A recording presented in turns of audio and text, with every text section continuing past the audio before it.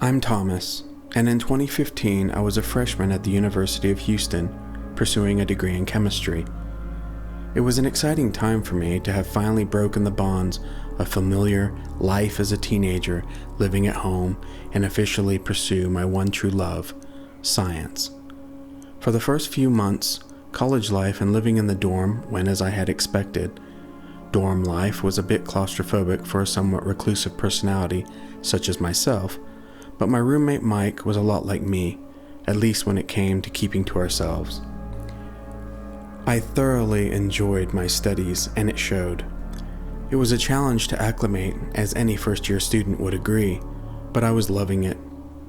It felt incredible to be fully immersed in chemistry and have no distractions, but that wouldn't last long. At about 11 a.m. each day, I had an hour between classes that I would use to have a pleasant lunch on the campus grounds near a small flower garden. It wasn't much, but it was my secret place. One single bench was there, and a plaque that despite all my lunch visits, I never actually read. I didn't want to know whose name was inscribed on it, and who it was dedicated to. It was my place now. It was 1 week before midterms, and I was well prepared and confident, not a worry in the world, when it happened. I made my way to my secret garden, when to my absolute horror, someone's rear end was plopped down on my bench. A young female student with her shoes off, legs curled up on the bench, head down in her books, was completely violating my perfect place. Despite the impropriety of my actions, I sighed loudly and approached the bench, and without a word plopped my own rear end on the small amount of room left on the bench, slightly moving the girl's sprawled out books as I did. "Oh, excuse me," she exclaimed, as she attempted to rearrange herself and materials to accommodate my butt. I didn't respond at all, just opened my backpack and pulled out my sandwich and began eating. It's almost inexplicable why her presence made me so irritated. It was school grounds, open to anyone. I knew this. It was just nice to have a private place, away from the others, but now this disorganized pain in the butt was probably going to come here often, and I knew my private little getaway was over. "Would you like some nuts?" the girl asked as I stared into the flower garden. "No," is all I said in response, as pleasantly as I could, which wasn't saying much. She said, "It's a beautiful garden, isn't it?" I didn't respond.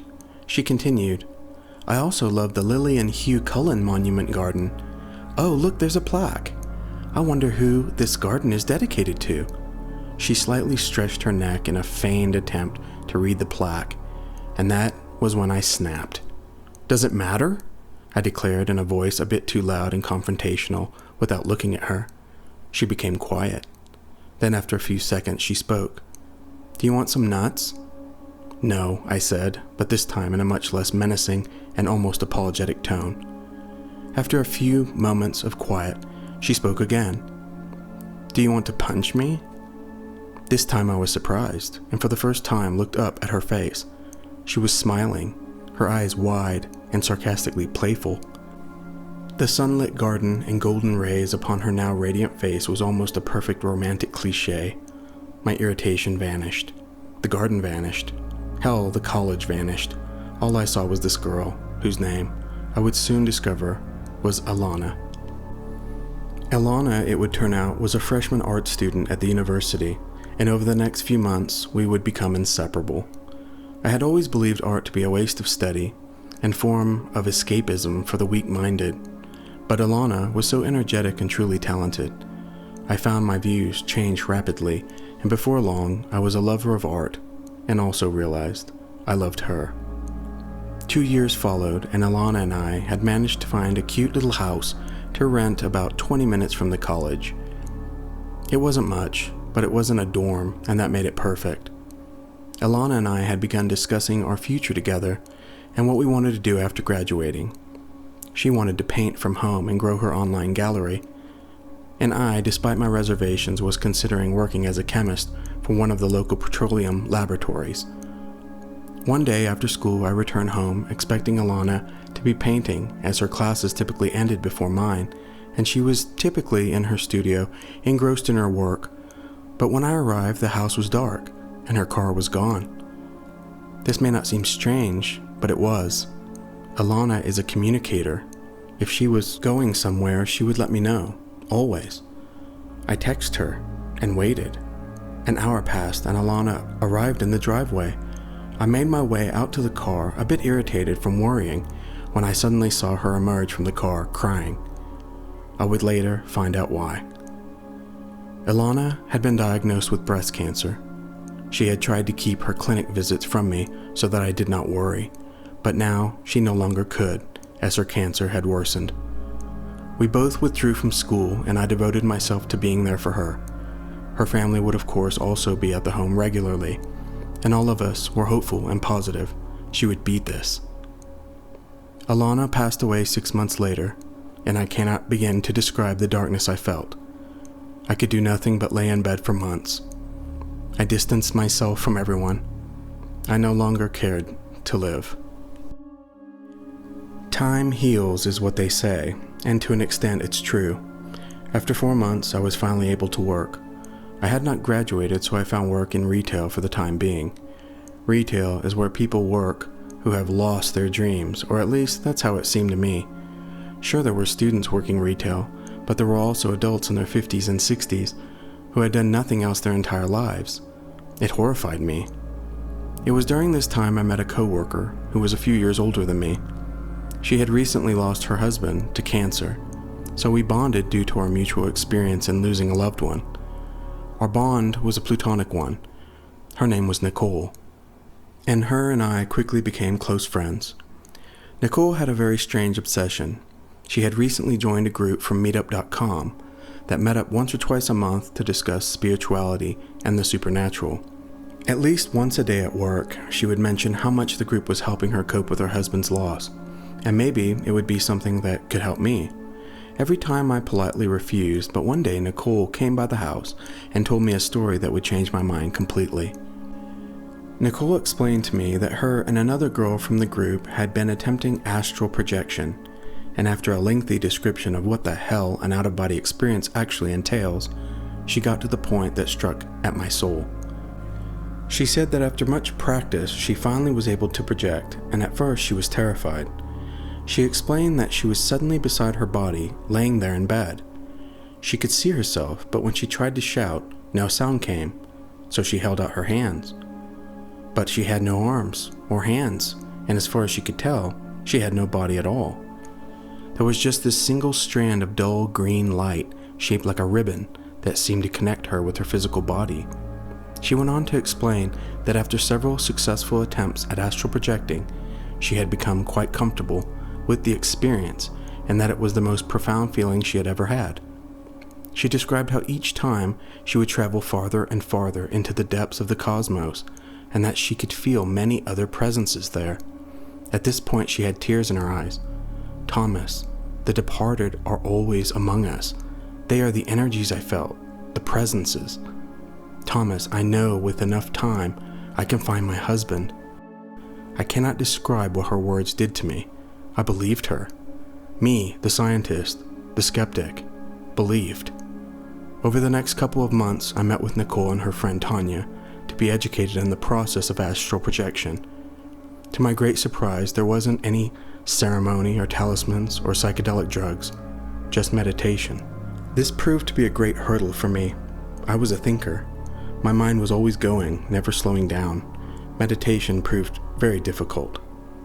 It took nearly 3 weeks of practicing every night before I would have my breakthrough. I was lying in bed completely relaxed and followed Nicole and Tanya's instructions as usual and honestly expected nothing, also as usual. I remember thinking of Alana as I lay there. I saw her beautiful face in my mind from that day in the garden when I was being a selfish ass and she was being so perfect.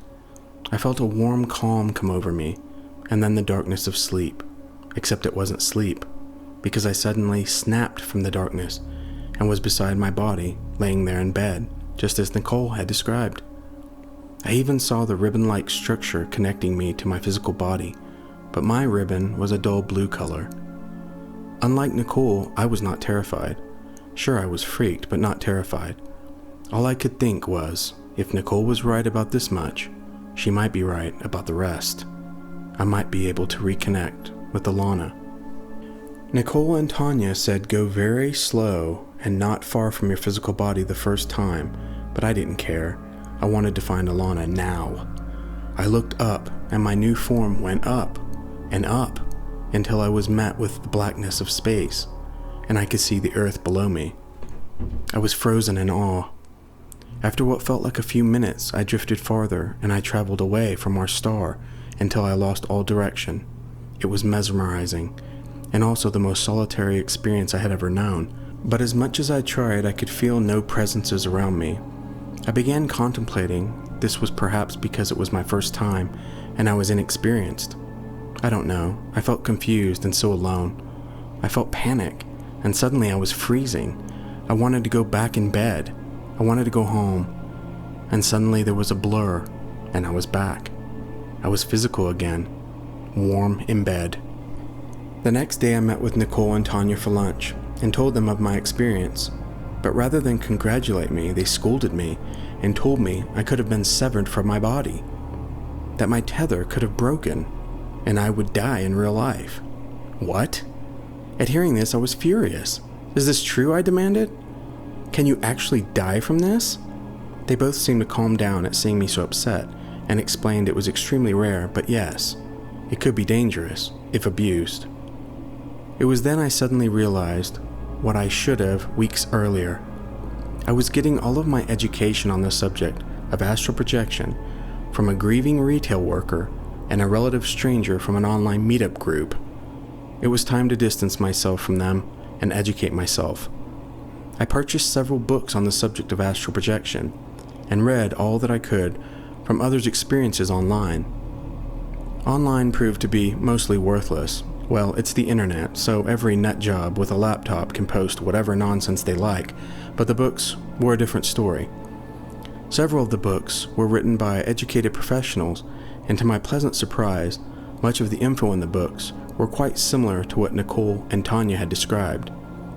They weren't as discreditable as I had thought, and I felt guilt for judging them. After just a week more of practice, I had traveled farther than either Nicole or Tanya had described they had gone. It seemed that the more one practiced projecting, the more powerful one became. I had no further issues with panic or freezing sensations, and I could travel at speeds beyond explanation. But to my great disappointment, the one thing I still had not experienced was any sensation of others' energy or presences. My experiences were that of total isolation. I saw alien environments by the thousands, and terrain, plants, and even small animals, but they were very rare and so alien as to be unrelatable.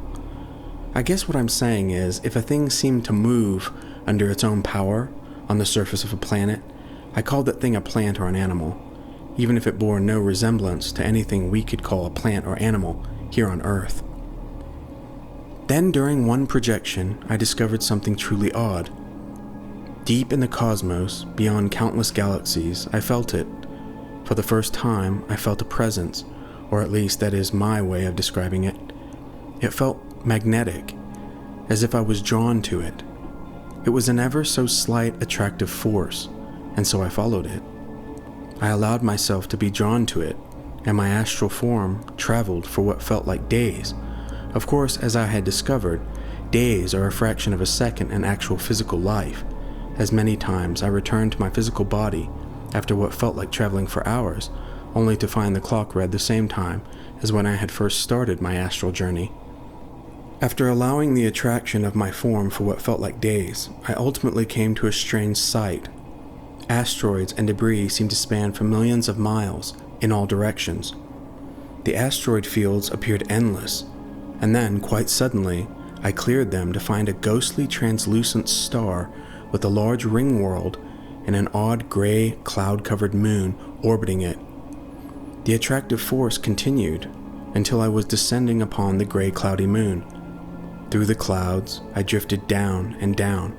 I could see nothing at all but fog and mist, and then finally, my rate of descent slowed until I was just above the surface, as I would be if I were standing in a physical body.